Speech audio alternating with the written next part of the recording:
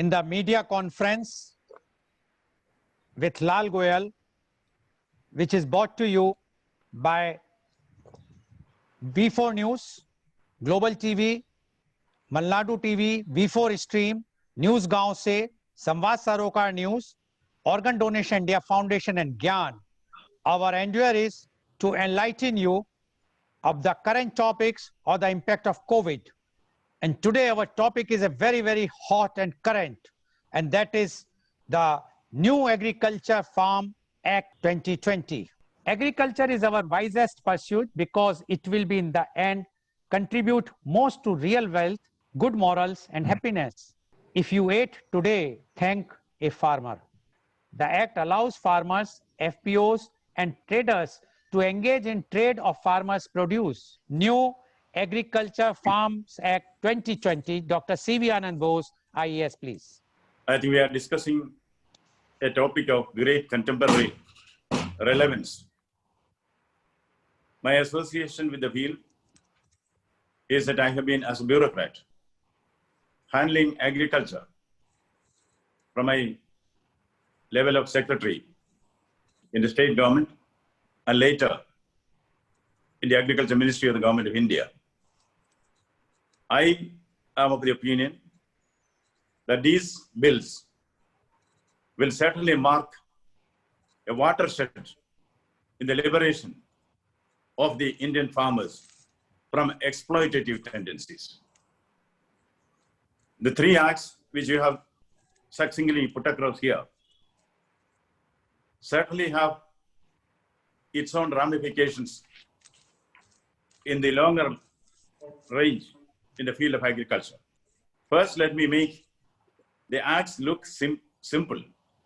Whereas for every act, it conveys what it wants to convey. But for this act, I think it's a tongue twister. Farmers, produce, trade and commerce, promotion and facilitation. I don't know what it means.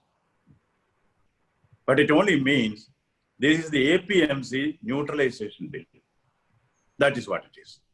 And the second tongue twister is Farmers Empowerment and Protection Agreement on Price Assurance and Farm Services Bill. It only means Contract Farming Bill. The third one, Essential Commodities Act, means the present bill or the present act, it is nothing but freedom of food stocking. I think these are the acts when it is put in its simplified form. It really empowers the farmers. It will lead to his liberation. It will lead to his emancipation. What are the benefits which the farmer can get from this? Number one, the farmer gets the freedom to sell his produce wherever he wants, at whatever price he decides. This is a freedom which is already there for those who manufacture in the industrial sector and also in the services sector. You can sell your produce anywhere, but only the farmer was tied down. He was tied down to the APMC. And what is the APMC? I'll come to it later. The APMC was started with all noble ideas, but unfortunately, we had abolished zamindari in the beginning, but a new type of zamindari system has come in the agricultural marketing, commissions and rents. Well, oppressive and exploitative systems came in the wake of APMC Act. That is not so to be abolished. Only the farmer is being relieved from the clutches of the restrictive practices which prevailed in the APMC regime. Now the second one, contract farming. See, it gives freedom to the farmer to enter into contract with any producer, any food processor, any exporter. Yes, the farmer knows best what is good for him. And the Essential Commodities Act, as you know, this was in 1955. When there is a war, when there is food scarcity, it is thought necessary to put certain restrictions on the hoarding or the stocking of food grains and others. Now there is no situation like that. India has surplus food grains now. We all saw it in the COVID days. We had no food scarcity in this country. From the days of PL 480, we have come to be one of the surplus producing countries in the world. Therefore, the Essential Commodities Act, the restrictions placed on stocking by the agri-businessmen and also the agriculturists has no relevance now. This act seeks to change it.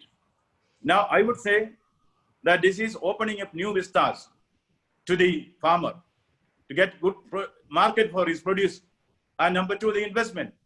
It is paraded in the streets that the farmers are going to be at the mercy of the corporates. No, this is not right. Do you think the farmer is so incompetent? Farmer is an nincompoop that he cannot resist the onslaught from the corporates? Let us not forget. You might have heard of a corporate once upon a time, long, long ago. There was a corporate, English East India Company. Who made them pack out from this country?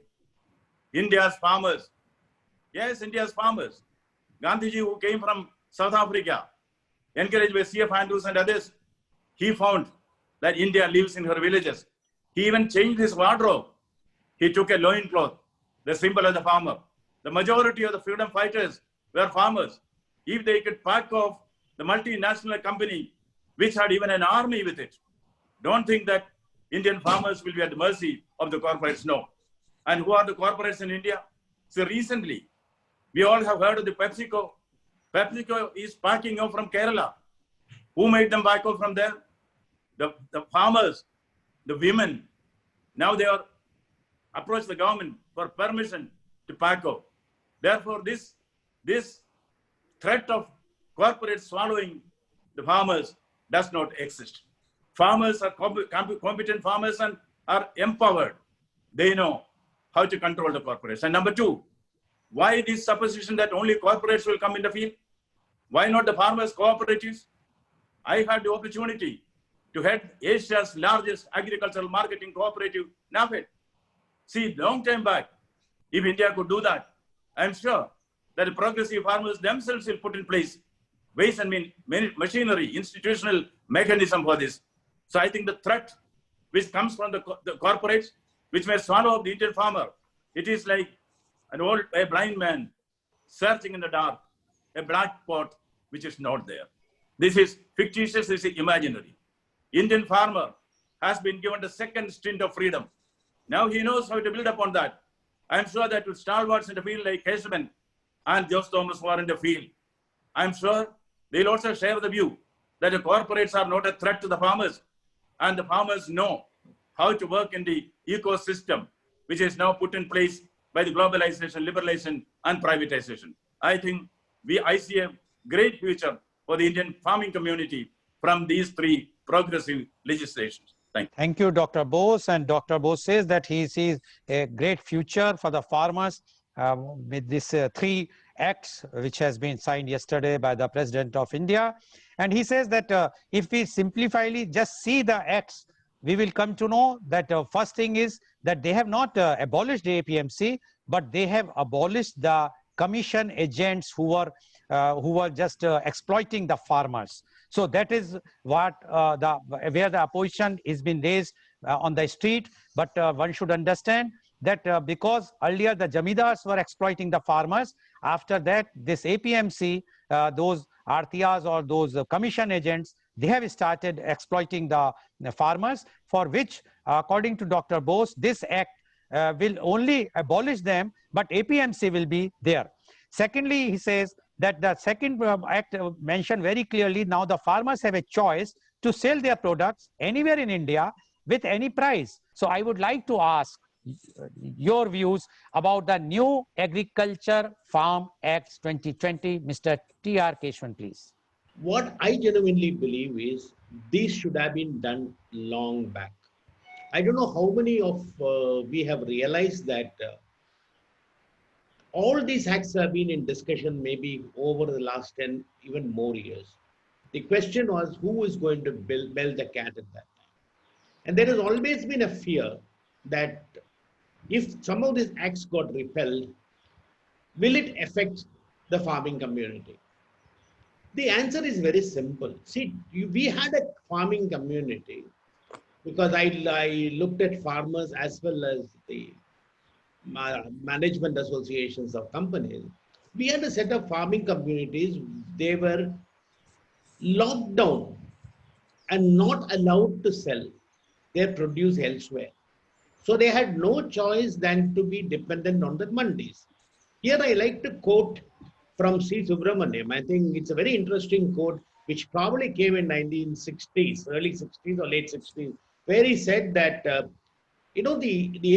mandis were created by Chotu Ram. And how many of you really realize that Chotu Ram used to be one of the ministers in the pre-independent areas who was part of the Punjab province at that time. He created that, but then C. Subramaniam said, I have very serious doubts that the expectations of Chotu Ram's movement really made any sense today, because while we removed and made it much more easier, there are a lot of people, middlemen, who have become big and now they are exploiting the farmers. Now, this is said by one of the leaders at that time who was also considered a visionary when it comes to changes. He's also been one of the persons who actually created the food security and the ability to buy food and store for the government at that time. And so it's very important to look at those statements. See, the issue here is, I don't think nothing much has changed other than a liberty is given to the farmers to do what he wants. I am talking about the farmers, and according to you, it's a very pro-farmer act.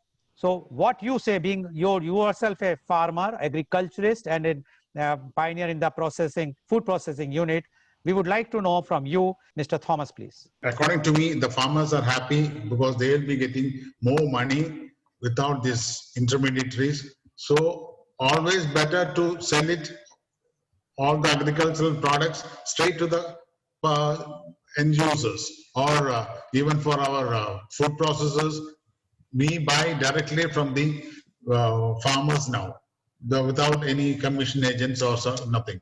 How it will affect the interest of the farmers? Dr. C.V. Anand Bose, please. Having been in the field of agriculture for a long, long time, and also sharing this platform with Keshavan and Jose Thomas, who are in the field of agriculture, may I tell you that the mandi politics in Punjab, the mandis are virtually owned or controlled by one individual who represents a political party. Now, the newspapers are reported, no one can move a grain without his consent. He has the transportation network, he has the warehouses, he has control over the mandis, and he decides what is to be procured. Who this he is not my cup of tea to answer. That let somebody, that he, like in A.G. Gardner, they said, my name is Legion, that he is not one person, that he is a prototype, he. Like Walt Whitman said, do I contradict myself? Yes, I do contradict myself because I contain multitudes. These political leadership, the new zamindars, contain multitudes. They control who should sell, where they should sell, how much you should sell. And if you don't obey, they know how to bring you to book. And now go to Maharashtra. In Maharashtra also, there are certain implied political emperors there too. The sugar lobby.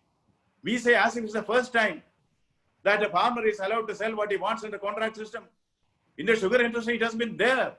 There should be a serious determination to implement the acts that have been passed. See, we are a soft state. We pass laws, but we don't implement it. We should not be a soft state. We should implement it. Thank you very much. And today's program, which has been live telecasted by V4 News, Global TV, V4 Stream, Malnadu TV, News Gaon Se, Samvad Sarokar News, as well as it was shown live on Facebook and YouTube.